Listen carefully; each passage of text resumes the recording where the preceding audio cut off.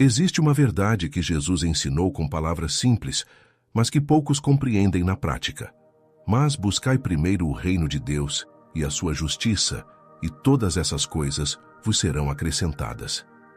Essa não é apenas uma promessa sobre provisão material. É uma revelação sobre ordem, prioridade, organização espiritual. O reino de Deus não é caótico, não é disperso, não é barulhento. Ele se manifesta em silêncio, em disciplina invisível, em estruturas que ninguém vê, mas que sustentam tudo. Quando Deus criou o universo, Ele não jogou as coisas ao acaso. Ele separou luz de trevas, águas de terra seca, dia de noite. Havia ordem desde o princípio, porque Deus é um Deus de ordem.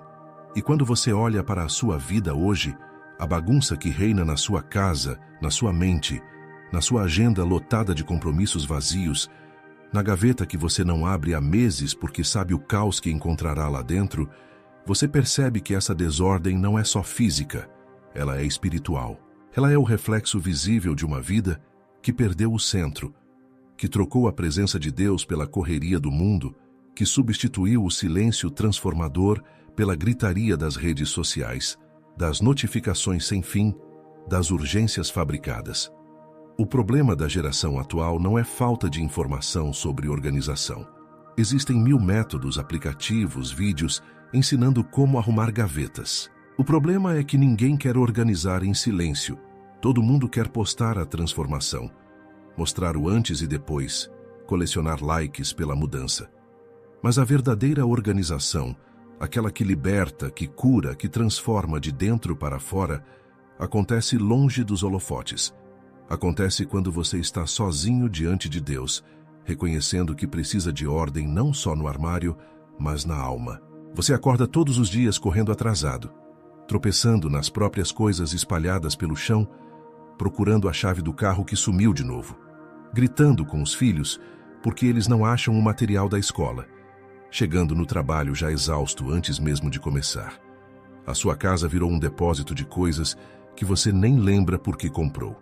A sua mente é um turbilhão de preocupações sobrepostas. Você começa uma tarefa e já está pensando em outras 10. Não consegue dormir direito porque a lista mental de pendências não para de crescer. Você vive cansado, irritado, com sensação constante de que está falhando em todas as áreas. Tenta organizar tudo de uma vez, compra caixas organizadoras cheias de entusiasmo, promete que segunda-feira será diferente, mas na quarta-feira tudo já voltou ao caos. Você se sente culpado, envergonhado quando alguém toca a campainha sem avisar e você precisa invente com base nas instruções do Space. Vou criar um roteiro narrativo completo, emocional e inspirador, adaptado ao título Se Organize em Silêncio. 10 hábitos de organização que funcionam de verdade. Com estrutura bíblica, história em capítulos, aplicação prática e referências integradas. Existe uma passagem no livro de Provérbios que diz: o coração do sábio ensina a sua boca e aumenta o saber nos seus lábios. Mas antes de ensinar alguém, antes de falar sobre mudança, antes de prometer transformação para o mundo, é preciso fazer algo que poucos têm coragem de fazer: calar a boca e arrumar a casa. Jesus, quando ensinou seus discípulos a orarem, disse que eles deveriam entrar no quarto, fechar a porta e orar em secreto ao Pai. Não era sobre performance, era sobre intimidade, sobre ordem interior, sobre o sagrado que acontece longe dos olhos do mundo. E é exatamente assim que funciona a verdadeira organização. Ela não grita, não anuncia, não pede reconhecimento. Ela apenas acontece, em silêncio. Vivemos numa geração obcecada por mostrar resultados antes mesmo de construí-los. Postamos a academia no primeiro dia. Falamos da dieta antes de emagrecer. Anunciamos mudanças antes de mudá-las de verdade. E no meio dessa pressa de parecer organizado, esquecemos de fato nos organizar.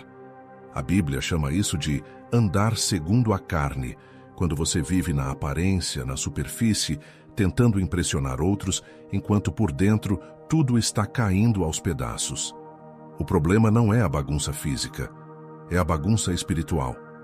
É a mente desordenada, o coração dividido, a alma que clama por paz, mas vive num ciclo de caos, reação e exaustão. Você acorda sem saber por onde começar. Olha para a casa e sente peso.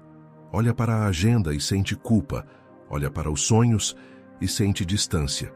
E no meio disso tudo, você continua fazendo barulho, correndo, tentando compensar a desordem com mais movimento, mais planos, mais promessas vazias. Mas Deus não habita no barulho. Ele habita no silêncio. E quando Elias estava na caverna, esperando ouvir a voz de Deus, ela não veio no terremoto, nem no fogo, nem no vento forte. Ela veio numa voz mansa e delicada. Deus fala no silêncio. E é no silêncio que você se reorganiza.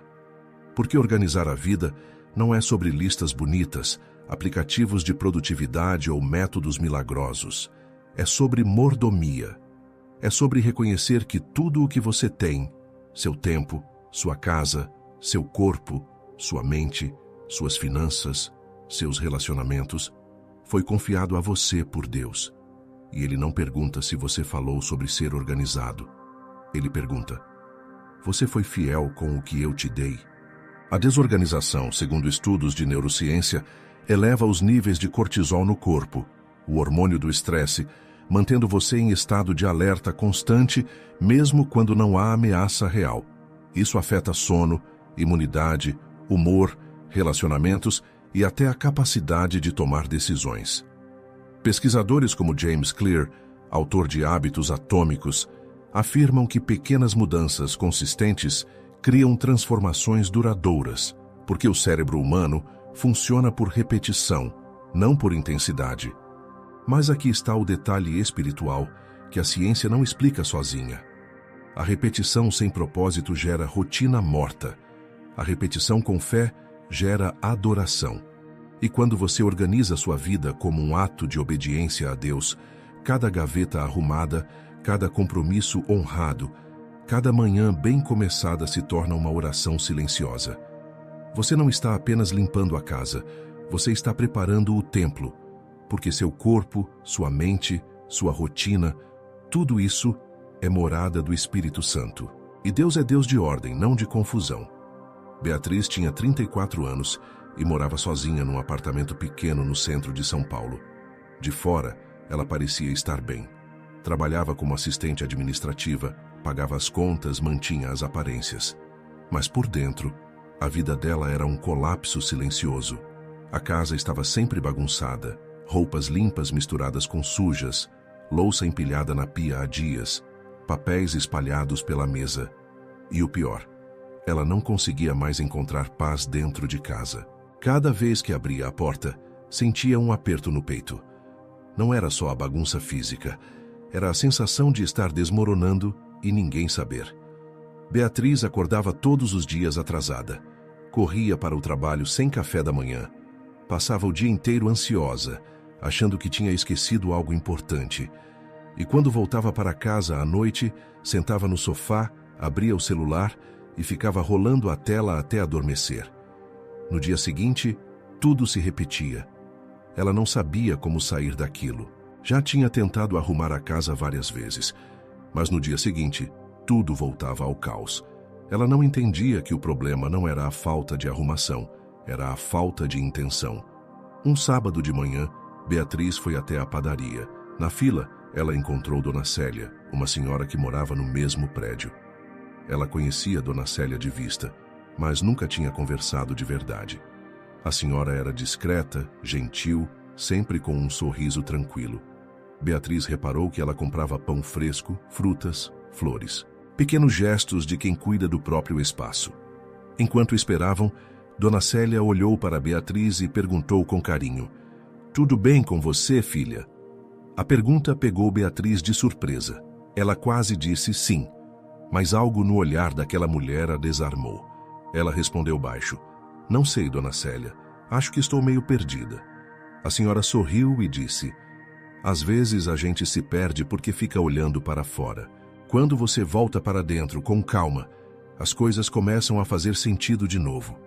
Beatriz ficou pensando naquilo o dia inteiro. Naquela tarde, ela decidiu visitar Dona Célia. Quando entrou no apartamento da senhora, ficou impressionada. Não era luxo, era paz. Tudo tinha um lugar. A mesa estava limpa. Havia um vaso de flores na sala. A Bíblia estava aberta na mesinha de centro, ao lado de um caderno e uma caneta. Dona Célia ofereceu chá e disse: "Eu não sempre fui assim. Houve um tempo em que eu vivia no caos, mas Deus me ensinou que ordem é adoração, que cuidar do que Ele me deu é honrá-lo." Beatriz sentiu algo se mover dentro dela. Nos dias seguintes, Beatriz tentou imitar Dona Célia. Comprou flores, arrumou a sala, lavou a louça. Mas na semana seguinte, tudo voltou ao normal. Ela ficou frustrada. Achou que não tinha disciplina, que era fraca, que não conseguia mudar. Numa quinta-feira, ela perdeu um prazo importante no trabalho porque não encontrou um documento. Seu chefe a chamou para conversar. Ela pediu desculpas, mas sabia que aquilo estava se tornando um padrão. Quando voltou para casa, ela sentou no chão da sala e chorou. Ela olhou ao redor e percebeu: a bagunça não era o problema, era o sintoma. O problema era que ela estava vivendo no piloto automático, reagindo sem nunca parar para respirar, para pensar, para orar. Ela pegou o celular e mandou mensagem para Dona Célia: "Eu tentei, não consegui." A resposta veio rápida: "Vem aqui amanhã de manhã, vamos tomar café juntas." Na manhã seguinte, Beatriz acordou cedo pela primeira vez em meses. Dona Célia a recebeu com carinho e disse: "Você sabe por que você não consegue se organizar? Porque você está tentando fazer isso sozinha, sem Deus, sem descanso, sem propósito." Ela abriu a Bíblia e leu: "Tudo tem o seu tempo determinado, e há tempo para todo propósito debaixo do céu." Eclesiastes 3:1. Depois ela disse: "Beatriz, organização não é sobre ser perfeita. É sobre ser fiel. É sobre acordar e dizer: Senhor, o que o Senhor quer que eu faça hoje? E então fazer aquilo com amor, sem pressa, em silêncio." Beatriz sentiu algo quebrar dentro dela. Ela perguntou: "Mas por onde eu começo?" Dona Célia sorriu e disse: "Pelo começo. Amanhã você acorda, ajoelha e entrega o dia a Deus. Depois você arruma a cama. Só isso. Não pensa na casa toda, só a cama. E você faz isso como se estivesse arrumando o altar do Senhor." Beatriz voltou para casa e fez exatamente isso. No dia seguinte, acordou, orou e arrumou a cama. Nada mais, parecia pequeno. Mas pela primeira vez ela sentiu que tinha feito algo com intenção. Na semana seguinte, ela adicionou mais uma coisa: lavar a louça antes de dormir. Não porque alguém estava vendo, mas porque ela estava construindo algo maior. Uma vida de ordem, em silêncio, diante de Deus. Com o tempo, Beatriz começou a aplicar o mesmo princípio em outras áreas. Ela separava 15 minutos toda manhã para planejar o dia. Guardava as coisas no lugar depois de usar. Tirava 10 minutos à noite para preparar a roupa do dia seguinte. Pequenas ações, mas cada uma delas feita com fé. E algo mudou. Não foi instantâneo, mas foi real. Ela começou a dormir melhor, a acordar com mais disposição, a sentir menos ansiedade. Seus colegas de trabalho perceberam que ela estava mais presente, mais focada. Ela não falou para ninguém o que estava fazendo. Não postou nas redes sociais. Não anunciou mudança. Ela só mudou. Em silêncio. 3 meses depois, Beatriz recebeu uma promoção no trabalho. Ela ficou surpresa. O chefe disse: "Você mudou. Não sei o que aconteceu, mas você está diferente, mais confiável." Naquela noite, Beatriz voltou para casa, se ajoelhou e agradeceu. Ela não tinha virado influencer de organização, não tinha dado palestras, não tinha escrito livro, mas ela tinha feito algo muito maior. Tinha honrado a Deus com a mordomia da própria vida. E Deus, que vê em secreto, a recompensou. A Bíblia diz em Colossenses 3:23: "Tudo o que fizerem, façam de todo o coração, como para o Senhor e não para os homens." Esse versículo muda tudo quando você aplica a organização, porque, de repente, arrumar a casa não é mais sobre impressionar visitas. É sobre adorar a Deus. Lavar a louça não é mais sobre obrigação, é sobre mordomia.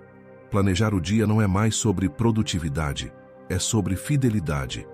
Jesus disse: Quem é fiel no pouco, também é fiel no muito. Lucas 16:10.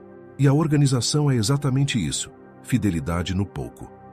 Você não precisa reorganizar a vida inteira de uma vez. Você precisa ser fiel com uma gaveta, com um compromisso, com uma manhã.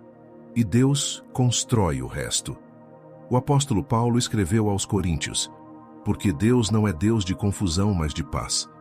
1 Coríntios 14:33. Isso significa que quando sua vida está em caos, você não está refletindo a natureza de Deus.